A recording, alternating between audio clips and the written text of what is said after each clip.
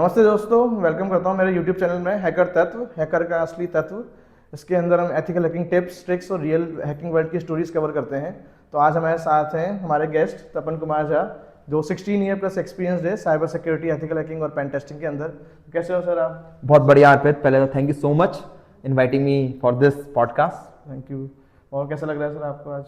बहुत बढ़िया, तुम दोनों को देख के साथ में मतलब कुछ नया कर रहे हैं और आप लोगों ने जो यूट्यूब चैनल स्टार्ट करा, wish you very all the best.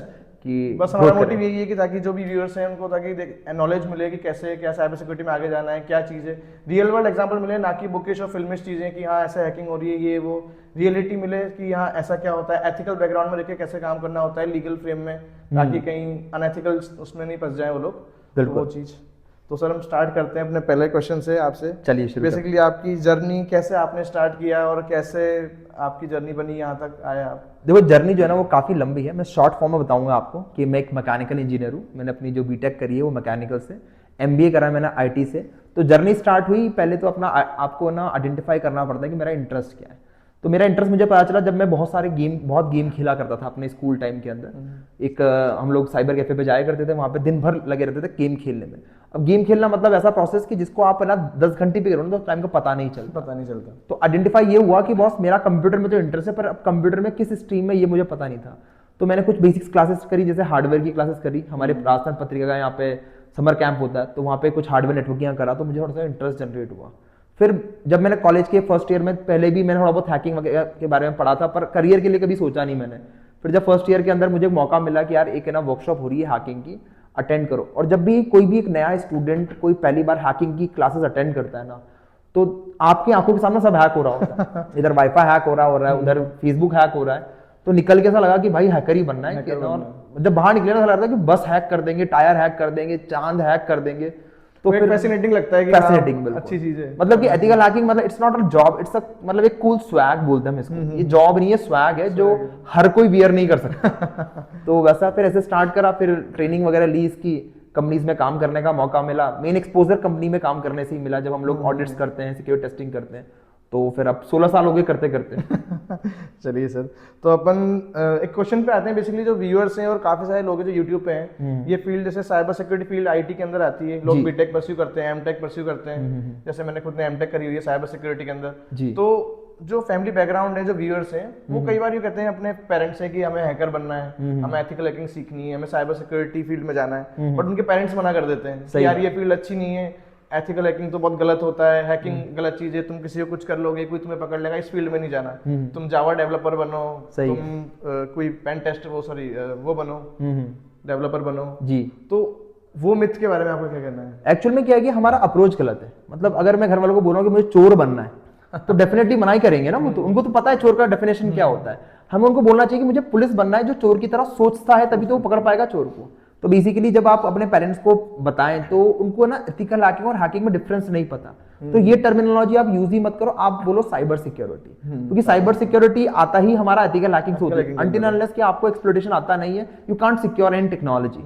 तो अगर आप उनको ये बोलते हैं कि मुझे साइबर सिक्योरिटी में इंटरेस्ट है और साइबर सिक्योरिटी सीखना है, तो डेफिनेटली आपके पेरेंट्स होंगे, न्यूज चैनल देखते होंगे, न्यूज़पेपर पढ़ते होंगे, तो वहां पे साइबर सिक्योरिटी के बारे में काफी अच्छे अच्छे लोग भी ना बोलते हैं न्यूज चैनल पे आके। तो उनको दिखा कि मेरा बच्चा भी एक दिन न्यूज चैनल पे आके साइबर सिक्योरिटी में कहीं ना कहीं ऐसा बोलेगा।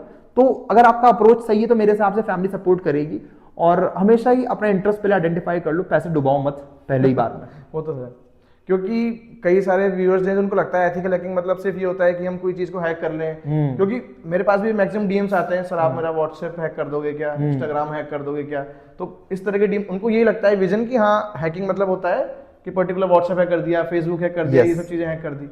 बट ऐसा है नहीं, इसमें पर्टिकुलर सारी टेक्नोलॉजीज काम आती है। तो पता है अपने को डीबीएमएस आता है, कोडिंग भी काम आती है, डेटाबेस भी काम आता है। साइबर सिक्योरिटी इट मींस कि अगर आप साइबर सिक्योरिटी मतलब कि हर टेक्नोलॉजी के ऊपर पिताजी, बस यही है साइबर सिक्योरिटी। मतलब अगर आपको ऐसा कोई सा भी घर नहीं जिसमें ताला ना हो, तो अगर छोटा घर है तो ताला चाहिए, और बड़ा बुर्ज खलीफा है तो भी आपको लॉक तो चाहिए इसे। तो साइबर सिक्योरिटी ऑलमोस्ट हर जगह काम आता है आपका। जितने तालों की नॉलेज होगी उतने खोल पाओगे। यस ठीक है सर, अपन बढ़ते हैं अपने अगले क्वेश्चन पे। तो सर आपने सबसे क्रेजी हैकिंग क्या करी है आपके 16 साल के करियर में आज तक कि यार इसमें बहुत मजा आया, ऐसा कुछ किया नहीं मैंने अभी तक? देखो, क्रेजी हैकिंग तो है ना बहुत बार मतलब हम लोग करते रहते हैं। जैसे मैंने पाकिस्तान के ऊपर एक साइबर अटैक करा था, और दैनिक भास्कर ने उसको फ्रंट पेज पे पब्लिश करा था कि है ना कोटा के हैकर्स ने ढूंढा, मतलब इंडियन हैकर्स ने ढूंढा कुछ 450 साइट्स में बग, वो भी पाकिस्तान के।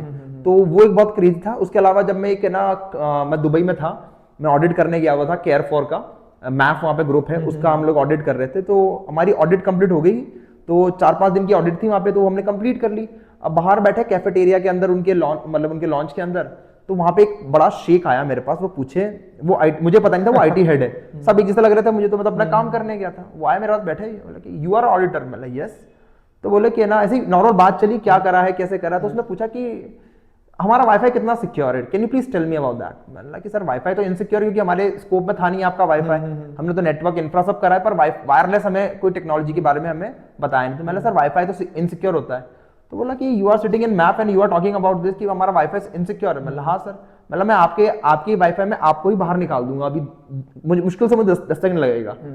और बड़ा बेसिक सा अटैक है, मतलब मैंने कोई बहुत बड़ा काम नहीं करा, डी ऑथेंटिकेशन अटैक मारा, और मेरे पास छोटी सी डिवाइस थी, उससे मैंने डी ऑथेंटिकेशन अटैक मारा उसके वाईफाई पे, और सबके सब डिस्कनेक्ट हो गए। एंड ही वाज इम्प्रेस्ड, अरे यार तूने कैसे कर दिया। मतलब लोगों के लिए तो यार मैजिक है ना, अगर कोई मैजिशियन मैजिक दिखाता है ना तो कोई बताता नहीं इसके पीछे ट्रिक क्या है। ट्रिक तो बड़ी सिंपल होती है, पर वो जिस हिसाब से उसको प्रेजेंट करता है ना, दैट इज मोर इंपॉर्टेंट। तो वो उसको लगा कि यार ये तो बहुत अच्छा काम कर गया। तो उसने क्या करा फिर ना, हमें एक कॉन्ट्रैक्ट दे दिया, पाकिस्तानी कंपनी का पास कॉन्ट्रैक्ट था उसका, तो वो हटा के फिर बोला कि इंडियन कंपनीज को जाना चाहिए। तो ये बहुत अच्छा था मुझे, मेरे हिसाब से। तो नहीं होता है बेसिकली क्या है, कई सारे, अभी एक इंसिडेंट था दिल्ली में हुआ था, मैंने रिसेंटली मैंने न्यूज़ पे देखा था। तो एक फैमिली थी, उसके अंदर एक बंदा जो था उनको मॉनिटर कर रहा था। यस। तो उनके पास एक एप्लीकेशन थी फोन के अंदर, तो रैंडमली सबके फोन के अंदर इंस्टॉल थी, तो उनको स्टॉक कर रहा था। तो उन्होंने अपना पूरा घर चेक किया। वो हैकर बता देता था कि आप अभी कमरे में बैठे हो, आप अभी हॉल में हो, अभी आप किचन में हो। तो एक डर ही रहता है बंदा कि यार क्या हुआ, हमें ये रैंसम चाहिए, हम आप पे नजर रख रहे हैं, आप हमें पे कर दो तो हम आपको छोड़ देंगे। सही है। तो उन्होंने अपना पूरा घर चेक कर लिया कि कहीं पे कैमरास हैं, कहीं पे कोई माइक्स हैं, सब कुछ था नहीं। पर वो कर क्या रहा था, नॉर्मल चीज को ट्रैक करके वो वाईफाई का लोकेशन ट्रैक कर रहा था सिग्नल के थ्रू। ओके। कि अगर आप कमरे में हो तो उसको पता है कि आप कितना वीक सिग्नल है आपका, उसने मॉनिटर करा, एक चार्ट बना लिया। सपोज उनका ड्राइंग रूम में लगा हुआ है वाईफाई, तो उनको पता है कि अगर सिग्नल्स के 100% आ रहे हैं आपके अंदर, मतलब वो ड्राइंग रूम में है। ओके। अगर थोड़े कम आ रहे हैं तो वो किचन में है, क्योंकि किचन थोड़ा ड्राइंग रूम से पास था। मतलब ऐसा मिस यूज करते हैं लोग टेक्नोलॉजी का, बिना कुछ इंजेक्ट करे। सही बात। तो वो चीज़ है। तो एक और क्वेश्चन था आपसे कि कोई ऐसा इंसिडेंट हुआ आपके साथ आज तक हैकिंग के दौरान जब आपको लगा हो कि यार अब तो पकड़े जा सकते हैं, आपने किया हालांकि एथिकली, बट कभी ऐसा आपको लगा कि हाँ। देखो क्या होता है कि ना, एक इंडियंस के लिए ना हमेशा होता है कि अगर कुछ भी अटैक करना है तो सीधे पाकिस्तान पकड़ लो, एक कॉमन टारगेट है। और इसके ऊपर गवर्नमेंट भी कुछ नहीं बोलती, क्योंकि ऑब्वियसली बात है हमारे बीच में इतना अच्छा अभी रिलेशन नहीं है जिस हिसाब से होना चाहिए। तो बहुत टाइम पहले एक है ना, हमने पुलवामा अटैक के आसपास जब है ना कुछ पाकिस्तानी हैकर्स ने इंडियन वेबसाइट्स को हैक करा था, तो हमारे स्टूडेंट्स भी थे कि सर हमें भी करना। हमने परमिशन मांगी ऑफिशियल्स से। तो पहली बात तो ऑब्वियस सी बात है, गलत चीज की परमिशन कोई भी नहीं देता, भले वो अपनी कंट्री की या फिर दूसरी कंट्री की। तो परमिशन तो नहीं मिली, तो हमने सिटी मॉल के बीच में बड़ी एलईडी लगा के, डिस्प्ले लगा के एक इवेंट करा, जिसके अंदर हम लोग दिखा रहे थे कि ना कैसे साइबर पे अटैक होता है, और वो रियल अटैक कर रहा था। लोगों को लग रहा था कि वो सिमुलेशन है, कि ऐसा लग रहा है कि शायद है ना कुछ बहुत सारे रिकॉर्डेड होते हैं ऑलरेडी, पर वो एक्चुअल में वो रियल टाइम अटैक चल रहा था। एंड उसके बाद हमने बहुत सारे साइट्स उनके डाउन करे। तो ऐसा होता है, बट हम लोग एक लिमिट में रहते हैं, और ये हमेशा नहीं करते जब तक कि हमारे देश के ऊपर ना आए बात। क्योंकि इंडिया में साइबर टीम थोड़ी सी कमजोर नहीं है वैसे तो, पर तब भी हमें लगता है कि हम लोग रिस्पॉन्ड इतना प्रोएक्टिवली नहीं कर पाते। तो उसके लिए अगर हम लोग जो साइबर सिक्योरिटी एक्सपर्ट हैं, अगर ये कर ले तो बहुत अच्छी बात है। चलिए सर, अपना एक और चीज़ पूछना था सर आपसे कि पेन टेस्टिंग जो है बेसिकली एथिकल हैकिंग में पेन टेस्टिंग फील्ड है, और वही सही ग्रोइंग फील्ड है मैक्सिमम, जिसके थ्रू लोग पेन टेस्ट वगैरह करते हैं। तो आपने जो पेन टेस्टिंग करी तो उसके अंदर आपको ऐसा फेमस अटैक है आपको कुछ पसंद कि हाँ ये अटैक मुझे बहुत पसंद है पर्टिकुलर? यार देखो, पेन टेस्टिंग के अंदर तो ना बहुत सारे टाइप के अटैक्स होते हैं, जैसे आप ओवास्प पढ़ेंगे तो बहुत सारे अटैक्स आते हैं आपके। तो एक तो मुझे बिजनेस लॉजिक वल्नरेबिलिटीज बहुत मजा आती है, क्योंकि उसके अंदर है ना क्लाइंट भी इंटरेस्टेड होता है, पे आउट भी अच्छा होता है। ठीक है ना, जैसे मान लो कि आप है ना प्राइस टेम्पर वगैरह कर दो, जहाँ पे ना बिजनेस लॉजिक के साथ में आप खेल सको वो। और एक अभी मतलब काफी टाइम हो गया ऐसे सारे अटैक के ऊपर भी, जहाँ पे आप काफी सारे ना वल्नरेबिलिटीज को एक्सप्लॉइट कर सकते हो सर्वर लेवल पे। तो वो मुझे ये दो वल्नरेबिलिटी ऐसी जो जब मैं आमतौर पर ढूंढता हूँ, पर ऐसे सारे हर जगह नहीं मिलती है। पर हाँ, बिजनेस लॉजिक वल्नरेबिलिटीज, क्योंकि कोड अगर प्रॉपर्ली नहीं करा गया है और लॉजिक सेट नहीं है तो उसकी वजह से हो सकते हैं, तो वो मैं आमतौर पर देखता हूँ। ओके। एक सर कुछ टूल्स जैसे हम पेन टेस्टिंग वर्ल्ड में, रियल वर्ल्ड में यूज करते हैं, तो कोई ऐसे 3 टूल्स जो आप व्यूअर्स को बताना चाहोगे कि ये बहुत इंपॉर्टेंट है और ये डेली ही काम आते हैं हमारे? तो 3 टूल बताऊं मैं, तो पहला होता है बर्ब सूट, ठीक है ना, क्योंकि बर्ब सूट है ना हर जगह यूज करते हैं हम लोग, वेब एप्लीकेशन के लिए, मोबाइल एप्लीकेशन के लिए, ठीक है ना, ऑलमोस्ट एपीआई के लिए भी हम इसको यूज करते हैं, हर सेगमेंट में हम यूज करते हैं, एंड्रॉइड एंड आईओएस सबके लिए। तो बर्ब सूट के ऊपर एक अच्छा हाथ होना चाहिए। सेकंड में एनमैप की बात करना चाहूंगा। अगर नेटवर्क के अंदर आप हो और आपने एनमैप को सिर्फ पोर्ट स्कैनिंग के लिए अगर आप यूज कर रहे हैं, तो आपसे बड़ा मूर्ख इंसान कोई और है, क्योंकि एनमैप खुद एक वल्नरेबिलिटी असेसमेंट टूल है जिसके अंदर स्क्रिप्टिंग का यूज करके आप बहुत डिटेल में सिस्टम के बारे में वल्नरेबिलिटीज फाइंड आउट कर सकते हैं। तो एक वो टूल मेरे लिए ज्यादा अच्छा रहता है। और उसके बाद अगर मैं बात करूं तो मैं ज़ैप प्रॉक्सी में यूज करता हूं, ठीक है ना। कई बार कुछ जगह जहां मुझे लिमिटेशन आ जाती है तो मैं ज़ैप प्रॉक्सी को चला लेता हूं, तो वो मुझे अच्छा रहता है। बाकी थर्ड अगर मैं मतलब ज़ैप प्रॉक्सी जो है ना, ये अपना बर्ब सूट का ऑल्टरनेटिव हो गया। और एक मेटाएक्सप्लॉइट, ये एक ऐसा है जिसके ऊपर आपको हर एक बिगिनर को मेरे हिसाब से हाथ साफ करना चाहिए, और इससे ही है ना उसको एक्सप्लॉइटेशन के बारे में थोड़ा सा जानकारी मिलती है। तो वो इजीली पेलोड अवेलेबल्स हैं, हाँ। सारे पेलोड्स पे मैक्सिमम जो भी बेसिक पेलोड्स हैं सब उस पे इजीली मिल जाएंगे आपको। मतलब एक्सप्लॉइट्स है, ऑक्सिलरी मॉड्यूल्स आपको बनाना नहीं आता तो आप बना उसको यूज करके एक्सप्लॉइट कर सकते हो बेसिकली। और एक और सा क्वेश्चन है, भी एआई का जमाना चल रहा है, सब कुछ एआई। अब जब आपने और हमने पेन टेस्टिंग शुरू करी, जब एआई जैसा नहीं था नहीं, सब चीजें कोड लिखना हो चाहे किसी को लिखना हो सब खुद को लिखना पड़ता था मैनुअली।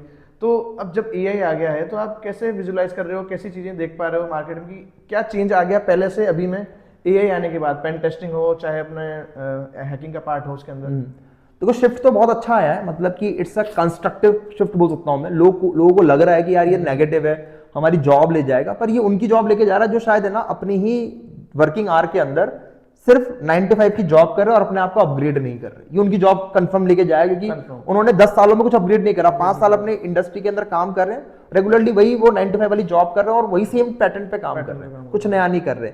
एआई के आने की वजह से हम हमारे काम को बहुत एफिशिएंटली कर पा रहे हैं, क्योंकि मैं भी एक कंटेंट क्रिएटर हूं, अपना भी यूट्यूब चैनल है। तो पहले जहां स्क्रिप्ट लिखने में बहुत टाइम जाया करता था वो अब नहीं लगता, थंबनेल क्रिएट करने में टाइम लगता था वो नहीं लगता। इवन साइबर सिक्योरिटी के अंदर बर्ब सूट ने एआई को इंटीग्रेट कर दिया है। तो अगर नया वाला बर्ब सूट अगर आप देखेंगे तो उसमें एआई इंटीग्रेशन है। और भी बहुत सारे ऐसे टूल्स आ गए हैं, जैसे आपने एक्सबो का नाम सुना होगा, ठीक है ना, ऑटोमेटिकली आपको पेन टेस्ट करता है और जो आउटपुट आएगा उसके भी आप पे नेक्स्ट डिसीजन क्या लेना डिसाइड कर पाता है। तो डेफिनेटली एआई आने से काफी हेल्प मिली, मैं ये बोलूंगा। मैं ये नहीं बोलूंगा कि ना कोई खराब हो गया, एआई आने से काफी हेल्प मिली है उनके लिए जो रेगुलरली अपडेट कर रहे थे and they wanted to do more fast. कोई चीजों को टेस्ट को बहुत फास्ट करना है हमें, तो डेफिनेटली एआई का हम यूज करते हैं और अच्छे से कर पाते हैं। पेलोड वगैरह जनरेट करना हो, बहुत सारी एक्सप्लॉइट डेवलप करना हो गया, बहुत सारी चीजें हम लोग कर पाते हैं। स्कैनर्स बनाने हो गए, खुद ही बना लेते, जरूरत नहीं पड़ता। मतलब व्यूअर्स को भी काफी लोग ऐसा लगता है कि एआई आ गया तो हमारी जॉब चली जाएगी। पेन टेस्टिंग में कई सारे मैंने देखा है, लोग पूछते हैं मुझसे कि एआई आ गया, एआई पेन टेस्टिंग टूल आ गए, वो खुद पेन टेस्टिंग कर देते हैं, तो अब मैनुअल पेन टेस्टिंग की जरूरत कहाँ है? पर ऐसा नहीं है, क्योंकि मैं भी कभी कभार पेन टेस्टिंग करता हूँ तो पेन टेस्टिंग टूल जो है एआई, वो अपनी उसने इतनी हेल्प कर दी कि हाँ एक अपने स्कैन चला दिया, उसने 2 घंटे में अपन को बग्स निकाल के दे दिए। 100 में से उसने 20-25 बग ऐसे निकाल के दी, तो वेल नोन है। तो ये तो अपने लिए टाइम बच गया इनफैक्ट, कि वो 20 बग्स तो पता है कि है ही सही, उस पर अपन को टाइम देना ही नहीं है। अब बचे हुए बग्स के ऊपर मैनुअल टेस्टिंग करके अपन टाइम दे सकते हैं, जहां अपन पूरे वो 20 बग्स को भी ढूंढने में टाइम वेस्ट करते थे अपना, अपन एक दिन वेस्ट करते उसको ढूंढने में, वो उन्होंने कर दिया। इसका एक बेस्ट एग्जांपल मैं देना चाहूंगा। मतलब जब बहुत पुराने टाइम की बात कर रहा हूं मैं, जब साइकिल वाइकिल कुछ नहीं थी, तो जब इंसान वॉक करता था ना तो उसको मतलब 1 किलोमीटर चलने में काफी टाइम लगता था। वहीं जब साइकिल किसी ने इन्वेंट करा तो लोगों ने ये नहीं सोचा कि यार ये तो मेरा कॉम्पिटिटर आ गया। लोगों ने बोला कि अब मैं साइकिल का यूज करके मैं और जल्दी जगह पहुंच सकता हूँ। उसके बाद कार आई तो कार का यूज करके, या फिर बाइक आई तो बाइक का यूज करके वो और फास्ट चल पा रहा है। अगर आप मशीन से कंपटीशन करोगे डेफिनेटली आप हारोगे। कोई भी ह्यूमन माइंड मशीन से कंपटीशन नहीं कर सकता, उसकी एफिशिएंसी को मीट ही नहीं कर सकता। कंपटीशन ही गलत है ना। आईआईटी के अंदर 2 बच्चे कंपटीशन कर सकते हैं, एक एआई के साथ में स्टूडेंट कभी कंपटीशन ही नहीं कर सकता। तो आपका कंपटीशन ही गलत है। अगर आप एआई को सीख लेते हो देन वो आपका फ्रेंड है, और अगर एआई को नहीं सीख रहे देन आपका ईविल है, मतलब वो आपका एनिमी है। उसने तो आपका काम बेसिकली इजी कर दिया ताकि आप जो नॉन इंपॉर्टेंट पार्ट थे उनको छोड़ के इंपॉर्टेंट पार्ट पे फोकस कर सको। उसने टाइम बचा लिया आपका बेसिकली पेन टेस्टिंग में। तो एक और चीज है कॉमन अभी मार्केट में चल रहा है, और यूट्यूब पे मैं काफी सारी वीडियोस देख रहा हूँ, डार्क वेब। तो काफी सारे स्टूडेंट्स हैं आजकल की, हर चीज यूट्यूब पे अवेलेबल है। यस, मेरा मानना है कि यूट्यूब पे वही चीज अवेलेबल करवाओ जिसको थोड़ा मतलब लोग समझें। आजकल लोग टॉर खोला, कोई भी वेबसाइट्स खोली, लग चले गए, फिर कोई लीगल एक्टिविटी में चल जाते हैं, लॉग्स आ जाते हैं, कभी पुलिस रिपोर्ट कर देती है, कभी कोई वेबसाइट रिपोर्ट कर देती है। तो आप क्या कहना चाहोगे मतलब इसके बारे में कि डार्क वेब को हम किस नजरिए से देखें? यार देखो डार्क वेब जो है ना, पहली बात तो आप ये देखो कि क्या आपको रियली जरूरत है डार्क वेब की। मतलब हर बंदे को जरूरत हो ऐसा जरूरत नहीं। जैसे मान लो कि मेरे पास आईफोन नहीं है तो क्या मुझे जरूरत है क्या उसकी? अगर मैं कंटेंट क्रिएटर हूं तो मुझे 100% चाहिए आईफोन, क्योंकि क्वालिटी अच्छी है, वीडियो क्वालिटी अच्छी है। तो पहले मुझे देखना है कि क्या डार्क वेब मेरे लिए जरूरी है। अब है ना, डार्क वेब के ऊपर हमेशा यही नहीं कि क्रिमिनल एक्टिविटीज होती है। हमें लगता है कि हर चीज मतलब कि कोई अनोनिमस रहना चाहता है, इट मींस कि ना वहां पे कुछ ऐसी है ना कोई अटैकर होगा, कोई ना कोई ना गलत चीजें होंगी। आप डार्क वेब पे अगर नॉर्मली एक्सप्लोर भी करते हैं ना, you will find some useful content over there. बहुत सारे रिसर्च पेपर मिल जाएंगे आपको जो कहीं पब्लिश नहीं हुए, जो इंटरनेट पे उसी एक सेक्शन के अंदर रखे गए। बहुत सारे आपको है ना, मतलब जैसे सीआई के कुछ डॉक्यूमेंट पहले लीक हुए थे, तो हमें पता चला कि यार मतलब वो इस लेवल पे इन्वेस्टिगेट करते हैं, इस लेवल पे लोगों की मॉनिटरिंग करते हैं। तो ऐसी इंफॉर्मेशन अवेलेबल है, विकीलीक्स है, बहुत इंपॉर्टेंट एरिया है वो भी, तो वहां पे आप चेक कर सकते हैं। बहुत सारे कंटेंट जो है आप ना डार्क वेब से निकाल सकते हैं। इवन फेसबुक का भी अपना एक पोर्टल है डार्क वेब के ऊपर, वो भी .onion पे भी रन करता है। ऐसे बहुत सारी चीजें अवेलेबल है। तो यूजफुल चीजें भी हैं और यूजलेस चीजें भी हैं। डिपेंड करता है कि आपका अट्रैक्शन किस तरफ है, बिल्कुल उसी पे पूरा मैटर करता है कि डार्क वेब अच्छा है कि बुरा है। तो बस ऐसे ही जैसे तपन सर ने बताया हमें, डार्क वेब बेसिकली आप सब जानते हैं कि सॉफ्ट वेब होता है, जो सॉफ्ट वेब पे नहीं है वो डीप है, वो डार्क वेब में चला जाता है। अगर कोई एक्सेसिबल है, बैंक की वेबसाइट्स हो गई, वो हो गई, उनको हम जो बैंक का पर्टिकुलर प्राइवेट डिपार्टमेंट है वो हम नहीं देख सकते इंटरनेट पे, तो डीप पे के डार्क वेब में चला गया बेसिकली। तो हमें ये देखना है कि कौन सी चीज हमारे लिए इंपॉर्टेंट है। कई सारे आपको आर्टिकल्स मिल जाएंगे साइबर सिक्योरिटी के, पेन टेस्टिंग के, जो नेट इंटरनेट पे अवेलेबल नहीं है, तो आप वो पढ़ सकते हो। बट हाँ, जो अपन को दिख रहा है कि सिर्फ एक्सप्लोर करने के लिए या किसी दोस्त को दिखाने के लिए कि मैंने ये करा, उसमें भी मत घुस जाना है कि कोई तुम्हें लग गया, कोई वेबसाइट चलेगी उसमें इलीगल ड्रग्स का कुछ हो रहा है, तो नहीं, हमें तो एक्सप्लोर करना ही है। मार्केट प्लेसेस होते हैं, मार्केट प्लेसेस होते हैं जहां से आप इस टाइप की चीजें ले सकते हैं, पर आपको वैसी जगह नहीं जाना, क्योंकि पता नहीं ना अगले बंदा जो सेलर है वो कौन है, वो किस इंटेंशन से बैठा हुआ है। जरूरी नहीं हर चीज जाननी हो अपन को। यस। एक और चीज़ है कि जैसे आजकल जो नए नए स्टूडेंट्स हैं जो सीख रहे हैं आपसे भी और काफ़ी जगह से, तो आप लोग क्या राय देना चाहोगे कि आप कैसे एक इथिकल दायरे में रहकर उस चीज़ को सीखो ताकि आप किसी गलत चीज़ में नहीं फंस जाओ? क्योंकि बहुत सारे लोग हैं वो एथिकल हैकिंग सीखना शुरू करते हैं, पेन टेस्टिंग देखना शुरू करते हैं, शो ऑफ करने के लिए ऑनलाइन अपने कोई ऐसी एक्टिविटी में पड़ जाते हैं जो उनके लिए मुसीबत बन जाती है आगे जाके कि यार ये मैंने क्या कर दिया। तो उसके बारे में आप क्या कहना चाहोगे? ये क्वेश्चन बहुत जेन्युइन है और लेजिटिमेट है। पहली बात तो अगर मैं आपको ये बोलूं अर्पित जी कि है ना, आप इस पे अपना सर मारो, मार लोगे? बिल्कुल नहीं मारो, क्योंकि आपको एक पता है ना इसका हिट क्या होगा। तो बेसिकली क्या होता है कि ना, अगर आप ये समझो कि ना हमें हर चीज का इम्पैक्ट पता होना चाहिए, तो इसके लिए क्या होता है, जब भी आप पेन टेस्टिंग स्टार्ट करें, बग हंटिंग स्टार्ट करें, तो आपको पता होना चाहिए कि मुझे इसको करना कहाँ है परफॉर्म। मतलब कि अगर आप एक ना, जैसे अगर मान लो आप रोड पे भाग रहे हैं तो क्या बेनिफिट मिला? कुछ नहीं मिलेगा। आप एथलीट बनो ना, आप जहां सही जगह है वहां भागोगे तो आपको आउटपुट मिलेगा। तो हर चीज को सही जगह करने से ही आउटपुट मिलता है। तो अगर मान लो आपको कोई वेबसाइट टेस्टिंग करनी है या फिर आपको बग हंटिंग करने का शौक है, तो रैंडम साइट को उठा के कहीं भी टेस्ट मत करो। हो सकता है कि आपके ऊपर लीगल लीगल आपको एक्शन हो सकता है आपके ऊपर। तो इससे बेटर है कि ना बकक्राउड जैसे प्लेटफॉर्म है, और भी बहुत सारे प्लेटफॉर्म है, बकक्राउड हो गया, हैकरबन हो गया, आज तारीख में जाने कितने प्लेटफॉर्म आ गए। आप उन पे जाके लाइव वेबसाइट्स होती हैं उनको टेस्ट करो। पहले आप लैब से स्टार्ट करो, जैसे मान लो आपने बर्ब सूट होती है, पोर्ट सुगर लैब होती है, ठीक है ना। इवन ओवास ने भी अपनी कुछ काफी सारी लैब्स दे रखी है, ठीक है ना। जूस शॉप हो गया आपकी, इन लैब्स के ऊपर बहुत सारा कंटेंट जो है ना वो रियल केस सिनेरियो पे बनाया हुआ है। मतलब पहले किसी वेबसाइट में पहली बार ये वल्नरेबिलिटी मिली तो उसको उस लैब ने अगर एक आपका सिनेरियो बना दिया और वहां पे सिमुलेट कर दिया। अब आप यहाँ पे वही काम कर सकते हो जो वहां पे हो रहा था। तो बेटर है कि पहले आप लैब पे प्रैक्टिस करो। वंस यू हैव कॉन्फिडेंस कि बॉस मुझे ये चीज आ गया। और देखो, किसी भी लैब को करने के लिए वॉक थ्रू मत रटो। बिल्कुल वॉक थ्रू रटना नहीं, समझना है कि ये क्यों हुआ, ये यहीं पे क्यों हुआ, ये दूसरे पे क्यों नहीं हो रहा। अगर आपको उसका एक ना लॉजिक समझ में आ गया तो डेफिनेटली फिर आप बिना देखे भी बहुत सारी चीजें कर सकते हो। तो अपने दायरे में करना, दायरा मतलब कि अपनी लैब क्रिएट करो। VMware के ऊपर आप बहुत सारी वर्चुअल मशीन्स को ले सकते हैं, वहां पे एक लैब बनाए, वहीं प्रैक्टिस करें।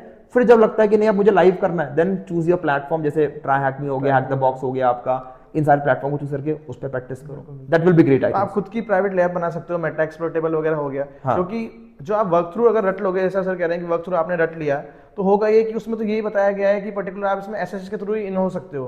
बस जरूरी नहीं है एसएसएस के थ्रू ही इन हो सकते हो। तो उस लैब का क्राइटेरिया था कि आप एसएसएस के थ्रू ही इन हो सकते हो। आप उसमें फाइल अपलोड वल्नरेबिलिटी से जा सकते हो, आप उसमें आइडोर के थ्रू जा सकते हो, आप कोई और वल्नरेबिलिटी निकाल सकते हो, आप उसमें डेटाबेस निकाल सकते हो। तो एक वल्नरेबिलिटी कि जरूरी नहीं उसी एक ही चीज से हम एंटर कर सकें। कोशिश करो उस चीज के अंदर हम कितने तरीके से एंटर कर सकते हैं। कुछ लैब्स में दिखाया जाता है कि आप इसमें ifconfig कमांड चलाओगे और आउटपुट जब आ जाएगा उसको पेस्ट कर दोगे तो आपका लैब सॉल्व हो गया। हम IF क्यों चलाएं? हम LS करेंगे, हम MKDIR करेंगे, हम कोई डायरेक्टरी क्रिएट करते हैं, हम लोग उसमें ट्राई करते हैं कि उसके अंदर और कौन सी डायरेक्टरीज हैं, कौन सी फाइल वहां पे स्टोर है, उसका हम लोग कैट के थ्रू उसको व्यू कर लेते। मतलब आप उसमें और चाहो ना अंदर घुसने के लिए, तो इवन आप ट्राई हैकमी के ऊपर भी जाओगे, अगर कुछ लैब दे रखी है उसमें भी अगर आप 4 अपनी पंचायत करना चाहोगे तो आप कर सकते हो, they will allow you, they will allow. तो वो चीज है, वो करना चाहिए। बिल्कुल बिल्कुल। और एक और चीज़ पूछनी थी आपसे कि अपनी जो जर्नी रही है आपकी 16 साल की, इसमें कभी ऐसा हुआ कि आपके पास ऐसा ऑफर आया हो अच्छा बड़ा इलीगल एक्टिविटी का जो आपने मना कर दिया हो कि नहीं हुआ? जैसे क्योंकि कॉमनली होता है, मेरे पास भी रिसेंटली अभी पता नहीं किसने ग्रुप में मेरे को ऐड कर दिया टेलीग्राम में, तो उन्होंने वो चार्जिंग लगा दिया कि हम एथिकल हैकिंग सर्विसेज देते हैं जिसके अंदर हम आपका व्हाट्सएप हैक करने का किसी करवाना हो तो इतना चार्ज, ये करना हो तो इतना चार्ज। यस यस, मैं ग्रुप में ऐड कर लिया, बहुत सारे लोग उसमें थे, तो मैंने उसको लीव करा क्योंकि अनएथिकल चीजों में अपने को जुड़ना है नहीं। देखो पहली बात तो हमें समझना है कि एथिकल हैकिंग ये कॉमन सर्विस नहीं है, it's a very premium service, it's a VVIP service. कोई बोले कि 2000 में तेरा फेसबुक अकाउंट हैक कर दूंगा, भाई वो तुम्हें पागल बना रहा है, कुछ नहीं कर रहा है। मतलब कि अगर कोई ये बोले कि यार मैं आपका अकाउंट हैक करूंगा पर मुझे 2.5 लाख रुपए चाहिए, तो मैं सोचता हूँ कि हाँ थोड़ा जेन्युइन लग रहा है मुझे, लग रहा है, पर इतना भी जेन्युइन नहीं, पर हाँ इतना तो मानना ही चाहिए यार, अगले बंदे के एफर्ट उतने लगेंगे। जब तक कि उसमें कोई इनबिल्ट वल्नरेबिलिटी नहीं हो उससे पहले वो हैक नहीं कर पाएगा, वरना फिशिंग ट्राई करेगा, ठीक है ना। तो पहले आपको ही समझना है। तो मेरे पास भी आते हैं ऐसे बहुत सारे काम आते हैं। देखो एथिकल हैकिंग एक ऐसा फील्ड है जहां पे आप अंधाधुन पैसा कमा सकते हो, मतलब आंख बंद करके बोरी भर के आपके पास पैसा आ सकता है। ये एक ऐसा फील्ड है अगर आप इलीगल चले गए, पर उसकी लाइफ जो है ना वो बहुत लंबी नहीं है। 10 साल 5 साल के बाद आप कहीं ना कहीं जेल में होंगे, या फिर आप कहीं ना कहीं कोई गोली वोली लग गई होगी आपको, यही एक है, या फिर आप किसी क्रिमिनल के टच में आ गए तो आपकी लाइफ पूरी बर्बाद है। तो जितने भी व्यूअर्स देख रहे हैं, मेरी एक रिक्वेस्ट उनसे रहेगी कि भाई 2 नंबर के अंदर यहाँ पे खूब पैसा है पर उसकी लाइफ स्पैन ज्यादा नहीं है। आप जितने बड़े बड़े एथिकल हैकर्स देखें जो कोर हैकर थे, आइदर जिन्होंने सुसाइड कर लिया या फिर वो अब साइबर सिक्योरिटी एक्सपर्ट बन चुके हैं। तो जब बनना ही साइबर सिक्योरिटी एक्सपर्ट है तो सही से स्टार्ट करें ना, तो वो चीज है। तो मेरे पास आए तो, पर मैं करता नहीं नहीं, आपको हैक करना ही है अगर, तो जैसे सर ने बताया कि बग क्राउड है आपके पास, वहाँ पे रेस्पॉन्सिबल डिस्क्लोजर करके एक ऑप्शन होता है, इसके अंदर आपके पास वेबसाइट्स होती हैं, आप लीगली इनको कर सकते हो और उनकी बाउंड्री मिलेगी, कंपनी आपको पैसा देगी कि हाँ मैंने नया लिंक या नया डोमेन हमने इंट्रोड्यूस किया है, आप इसको हैक करो, हम आपको पैसे देंगे। आप हमें बताओ किसी P1 निकला, 10-12-15 लाख तो आराम से मेरा फेसबुक देता है कि अगर आप किसी का अकाउंट कॉम्प्रोमाइज कर पाए। आप हैकर वन या बैकग्राउंड खोल के देखो, उस पे लिस्टिंग में आ जाएगा कि कितना कितना पे आउट मिला है लोगों को, तो वो आपको मोटिवेट करेगा बेसिकली। आप क्या टिप्स देना चाहेंगे सर आपके हिसाब से, जो एक नए लर्नर को जो अभी एथिकल हैकिंग में जस्ट घुसा है, उसको क्या क्या चीजों का ध्यान रखना चाहिए और कैसे अपने आप को ग्रेजुअली ग्रो करें? देखो 2026 आ चुका है, जो साइबर सिक्योरिटी इवन हर आईटी इंडस्ट्री का पूरा मार्केट शिफ्ट कर रहा है, तो you have to monitor everything. क्योंकि ना अब ऐसा नहीं कि पुराना पैटर्न ले लिया, एक चैट जीपीटी को बोला भाई मुझे बना के दे एक रोड मैप, मैंने उसको देखा और मैंने करना चालू कर दिया। आपको आंखें खोल कर रखनी पड़ेगी कहाँ पे कितनी अपॉर्चुनिटी आ रही है, कौन सा सर्टिफिकेशन डिमांड है, कौन सा सर्टिफिकेशन डिमांड नहीं है, या फिर कौन सा मेरे को सेट कर रहा है। तो बेसिकली आपको मॉनिटर करते हुए ही स्टेप लेना पड़ेगा। तो ऐसा नहीं कि कोई एक प्री डिफाइंड रोड मैप है। और आपको सबसे पहले ये चेक करना है साइबर सिक्योरिटी में एक आपका स्ट्रॉन्ग हैंड होना चाहिए, बिल्कुल, जिसमें कोई आपको बीट ही ना कर पाए। तो पहले आप उससे स्टार्ट करो जिसमें आपका बहुत, जैसे कोडिंग हो गया या नेटवर्किंग, इन दोनों में से कोई भी एक स्ट्रीम पकड़ लो। अगर आपने कोडिंग पकड़ लिया तो फिर कोडिंग अगर आपको अच्छे से आ गई तो फिर आप वेब टेस्टिंग कर लो, फिर आप है ना एपीआई टेस्टिंग कर लो, फिर मोबाइल ऐप टेस्टिंग कर लो, फिर सोर्स कोड रिव्यू करो। अगर आपने नेटवर्किंग अच्छी लगी तो आप फिर सर्वर टेस्टिंग कर लो, नेटवर्क कर लिया आपने, सर्वर कर लो आप, फिर क्लाउड कर लो आप, फिर उसके बाद फिर आप थोड़ा सा आगे करके आईओटी तक जा सकते हो, एक वायरलेस नेटवर्क पकड़ सकते हो आप। तो ये एक स्ट्रीम निकल जाता है। तो ऐसे आपको चूज करना पड़ेगा कि मेरा इंटरेस्ट किस फील्ड में है। अगर आपने अपना इंटरेस्ट पकड़ा है तो ये आप ग्रो कर पाओगे। अगर आपका इंटरेस्ट नहीं है और जबरदस्ती आप कर रहे हो सैलरी के लिए, तो आप नहीं कर पाओगे कंफर्म। क्योंकि बहुत सारे फील्ड है, एआई पेन टेस्टिंग आ गया, क्लाउड पेन टेस्टिंग आ गया, नेटवर्क पेन टेस्टिंग आ गया, एडी पेन टेस्टिंग आ गया, हर जगह भागोगे तो कुछ भी नहीं आएगा। एक अपनी फील्ड रखो, जैसे मेरी नेटवर्क पेन टेस्टिंग है तो वो काफी है।